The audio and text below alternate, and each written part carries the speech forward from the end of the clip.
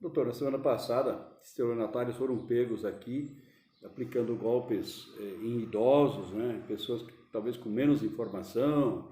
Enfim, como é que foi esse caso? O que aconteceu? Como que a polícia chegou nesse caso aí? Esse caso ele acabou gerando uma comoção, que é natural em razão dos idosos. Eu estive 2 dias antes, nós já estávamos procurando, né, quem que tinha uma informação que ele estaria num determinado local.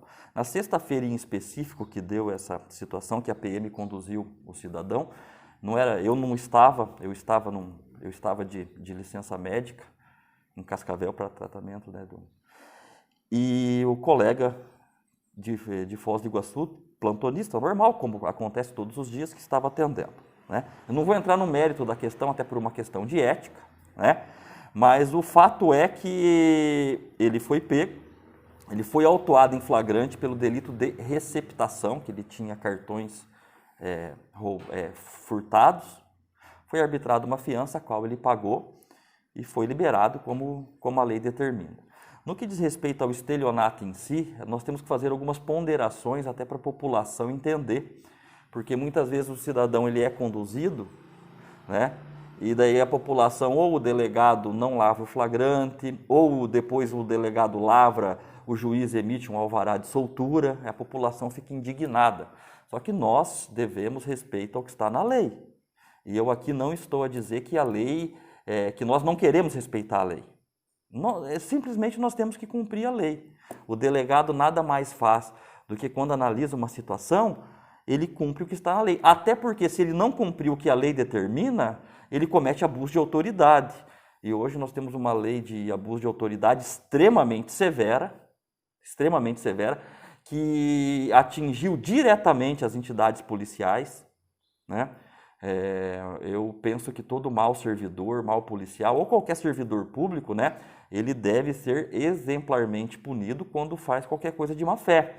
Mas uma legislação tão restritiva assim, muitas vezes acaba por até inibir a prática o combate aos delitos. Por quê? Porque são elementos muito subjetivos que qualquer um pode entender que cometeu abuso, outro não são critérios claros e objetivos. Doutor, e o que é o flagrante? Tá. A situação de flagrante, há um mito, é um mito na realidade, que diz que a pessoa que comete o crime, em 24 horas ela ainda está em flagrante. Isso não existe, isso não é previsto na lei. Tá? Existem, inclusive, flagrantes que a pessoa pode ficar 15 dias, um exemplo, um sequestro. Enquanto a pessoa estiver sequestrada, você pode ir lá, o crime está cometendo. Porém, existem a grande maioria dos crimes, eles não são assim. E o estelionato é um exemplo.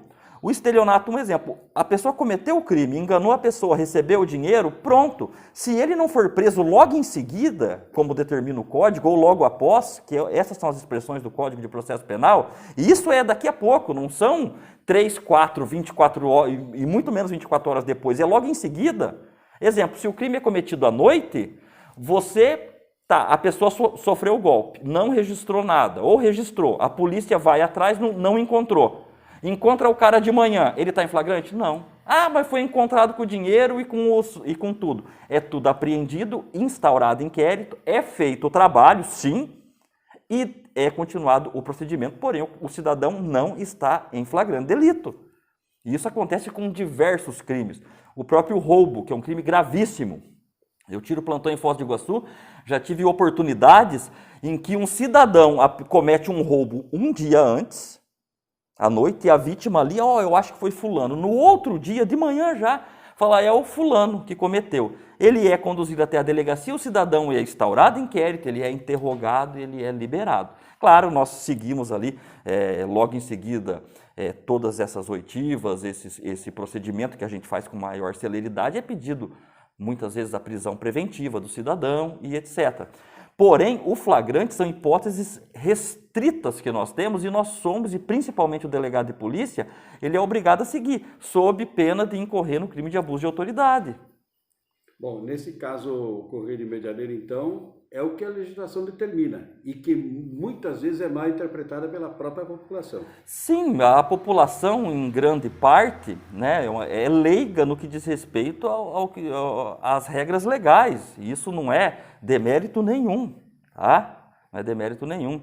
Eu acho que o que é importante é ficar claro que, principalmente, o delegado de polícia e o meu colega, ou qualquer outro, ou o juiz de direito, o promotor de justiça, ninguém aqui solta alguém ou não faz uma medida que a população acha que deveria ser mais drástica, como prisão, porque não quer, porque gosta de vagabundo. Esse não é o caso. Nós somos apegados, nós temos que cumprir a lei. O que eu não quero dizer é que a lei, não importa, nós não somos pagos para ver se a lei é boa ou ruim. A lei foi aprovada, nós temos que cumprir. Porém, a população também, em certa medida, pode ajudar no melhoramento dessa lei. Porque quem elege os deputados federais, os senadores que legislam as leis em matéria penal, somos nós, a população. Inclusive tem um projeto que está parado na Câmara dos Deputados desde 2015, o projeto de lei 373 de 2015, de autoria de um delegado de polícia, deputado federal, salvo engano, por Minas Gerais, em que ele muda a legislação processual penal, aumentando uma espécie de flagrante. Essa sim nos ajudaria demais. Ele, por ser delegado de polícia, conhecendo a realidade, fez uma proposta, só que até hoje eu nunca vi ninguém se unir e pedir a aprovação desse projeto.